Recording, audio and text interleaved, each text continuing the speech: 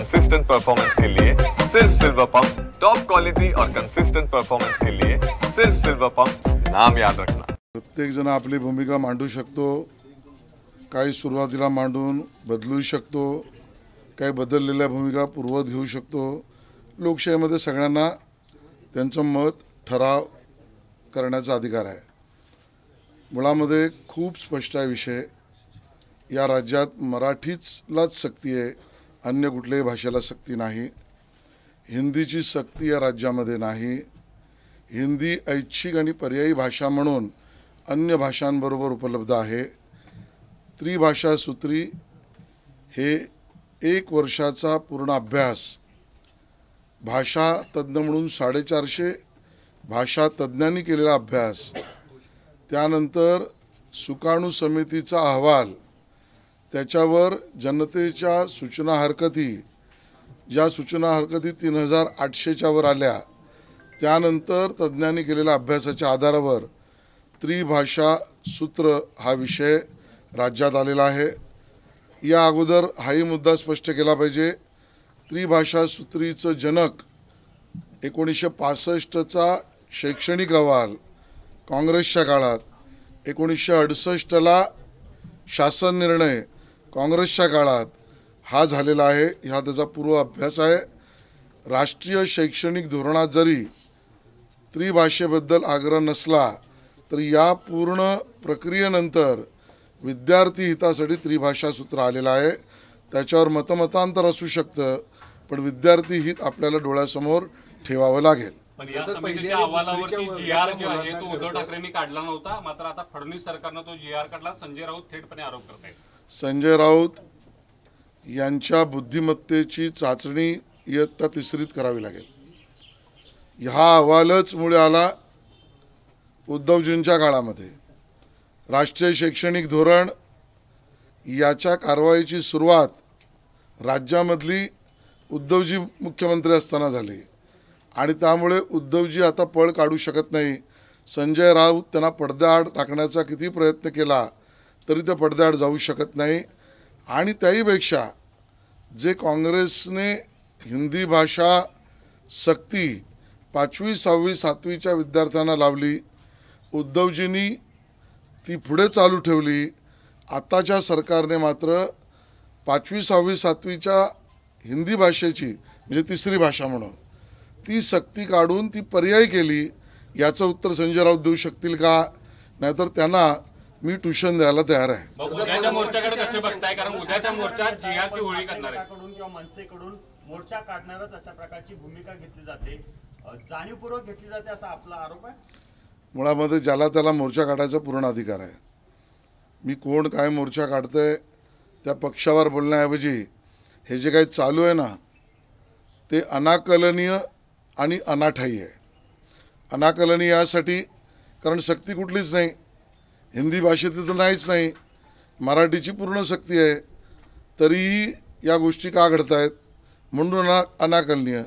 आणि अनाठायी यासाठी की जी.आरमध्ये स्पष्टता आहे, सर्व गोष्टी रेकॉर्डवर स्पष्ट दिलेल्या आहेत आणि मग अशा पद्धतीच्या अनाकलनीय आणि अनाठायी गोष्टी याचा समाजही विचार करेल असं आमचं मत आहे। लहान मुलांमध्ये 3 भाषा डोक्यात घातल्यानंतर वेगवेगळ्या पक्षांना या संदर्भात मोर्चामध्ये सहभागी होण्यासाठी आवाहन केलं जाते। राष्ट्रवादी शरद पवार गटानं देखील आता आपण या सगळ्या मोर्चामध्ये सहभागी होणार असल्याचं बघा, कोण कोणाला आवाहन करतं, कोण कोणाबरोबर राहतं, ते मोर्चात राहतं का मोर्चा बाहेर राहतं, हे सगळं महत्त्वाचा मुद्दा नाही।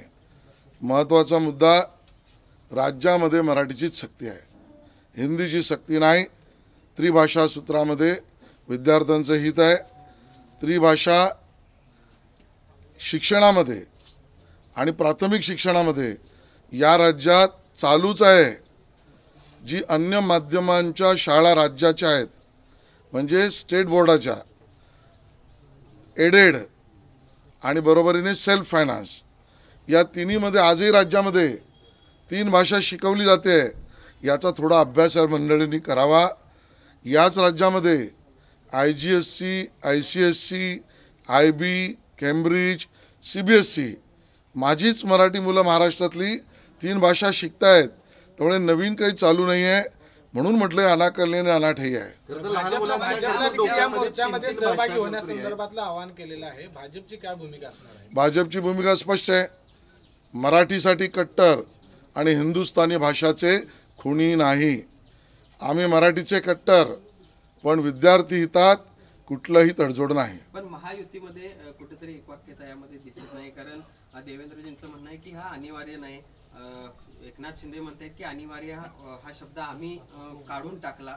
दुसऱ्या बाजूला अजितदादा म्हणतात की 5वी पर्यंत या विषयी कुठलीही सक्ती नको, 5वी नंतर देखील ऐच्छिकच तो विषय असावा, असं अजितदादा म्हणतायत. तिघही एकच बोलतायत, गैरसमज करू नका.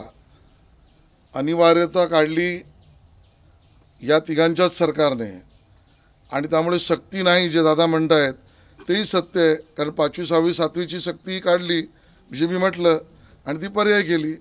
तर दादाही तेच म्हणतायत जे जी आर म्हणतोय, आणि जी आरमध्ये काय म्हटलं हेच केलेला निर्णय देवेंद्रजी आणि एकनाथजी म्हणतायत.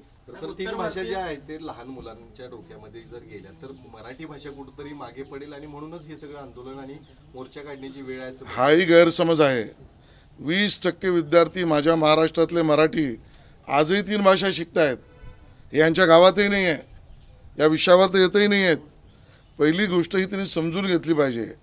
दुसरा, अन्य भाषांच्या माध्यमाच्या शाळा या चालूच आहेत, त्या माध्यमात ते शिकतायत, इंग्रजीत शिकतायत आणि हिंदी आता त्यांना तिसरा त्यांचाही विषय आहे.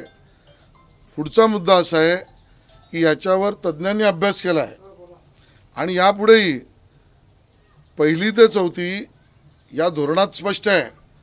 जरा वाचण्याचा त्रास या मंडळींनी घेतला पाहिजे की ही तोंड ओळख तोंडी भाषा म्हणून आहे, जी आज गल्लोगल्ली गावोगावी पण आहे.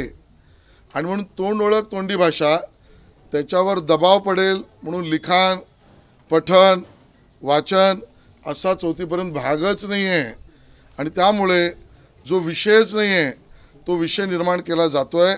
विद्यार्थ्यांना, मराठी मनाला आणि महाराष्ट्राला थेट आम्ही आमची गोष्ट पोचवतो. हा मोर्चा विद्यार्थी हिताचा नाही असं म्हणायचंय का? काय वेगळा अजेंडा त्यांनी त्यांचं ठरवावं. आम्हाला विद्यार्थी जे सरकारला वाटतं ते आम्ही केलं. त्यांना वाटत असेल आज विद्यार्थी हित आहे, त्यांनी त्याची बाजू जरूर मांडावी. मुंबईचा पुढचा महापौर हा उत्तर भारतीय या फालतू गोष्टींवर मी प्रतिक्रिया देणार नाही. मुंबईचा पुढचा महापौर हा महायुतीचा असेल एवढं मी नक्की सांगेन. रवींद्र चव्हाणांची निवड मंगळवारी होते. कशा पद्धतीची प्रोसेस असणार? अर्ज ते 30 तारखेला भरता येईल. ही आमची प्रक्रियाच आहे. या पद्धतीने भाजपची संघटनात्मक रचना ह्या आम्ही त्या एक एक टप्प्याने वाढवत असतो, आणि म्हणून यातला एक भाग म्हणून महाराष्ट्राच्या अध्यक्षपदाच्या निवडणुकीची ही सुरुवात आहे. म्हणजे सुरुवात म्हणजे निवडणूक सुरूच झाल्या. आता प्रदेश अध्यक्षाच्या निवडणुकीचा हा कार्यक्रम त्या ठिकाणी 16 होईल. आपण शाहू जन्मस्थळाला आता भेट दिलेली आहे. त्या ठिकाणी शाहू महाराजांवर बनलेला लघुपट देखील पाहिला, ज्यामध्ये शाहू महाराज सांगतात की जाती धर्माच्या भिंती ज्या आहेत त्या मोडून काढल्या पाहिजे. तर एकीकडे हे सगळं असताना काल शरद पवारांनी आरोप केलेला आहे की भाजपकडून आणि सरकारकडून आताच्या जातींमध्ये भांडण लावण्याचं काम जे ते सुरू आहे. आता पुण्यातल्या पुणे स्टेशनच्या विषयावरून, नावाच्या विषयावरून देखील त्यांनी हे मुद्दा उपस्थित केला होता. शरद पवार साहेब वरिष्ठ आहेत, ज्येष्ठ आहेत, अनुभवी आहेत, पण आमच्या सरकारनं त्यांना हे सांगावं लागतं. हे दुर्दैव आहे की जातीचा उल्लेख पुण्यात जाऊन जर एक स्थानकाचं नाव एका खासदारांनी जात म्हणून सुचवलं आहे का त्या ठिकाणी इतिहास म्हणून सुचवलं आहे याची स्पष्टता देताना सुद्धा त्याला जातीचा रंग लावणं हे पवारसाहेब बरे नव्हे. आणि मग जर ह्याच तत्वावर प्रश्न पवारसाहेब तुम्हाला विचारायचा झाला तर तुम्ही पुण्यात जाऊन आता इथे कुठली पगडी चालेल असा प्रश्न उपस्थित करणं याला जातीवाचक म्हणायचं का, याचं उत्तर द्यावं लागेल. साहेब, मंगलप्रभात लोढा यांनी खरं तर महाराणा प्रताप आणि छत्रपती शिवाजी महाराज यांची तुलना केल्याचे व्हिडिओ सध्या सोशल मीडियावरती व्हायरल होते. त्यात नेटकऱ्यांनी देखील त्याला एक खूप असं टीका केली आहे. कसं पाहता याकडे? मी ते पाहिलेलं नाही, पाहिल्यावर जरूर प्रतिक्रिया देईन, पण अचूक बोललं पाहिजे आणि चुकीचं असेल तर ते बोलता कामा नये.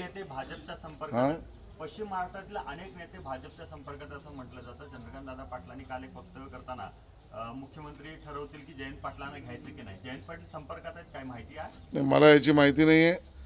माझे व्यक्तिगत मित्र आहेत, त्याच्या पलीकडे माझी काही प्रतिक्रिया नाही आणि चंद्रकांत दादा पाटलांकडे जी माहिती असेल त्यांनी सांगितली. धुळ्यातनं माजी आमदार कुणाल पाटील हे सुद्धा आता भाजपच्या संपर्कात आहे, हे सुद्धा भाजपमध्ये. नाही, मला याची पूर्ण माहिती नाही. पक्षप्रवेशाचा निर्णय मुख्यमंत्री बावनकुळेजी, रवींद्र चव्हाणजी या स्तरावर होतो. त्या स्तरावर काही विषय असेल तर त्याची कल्पना मला नाही.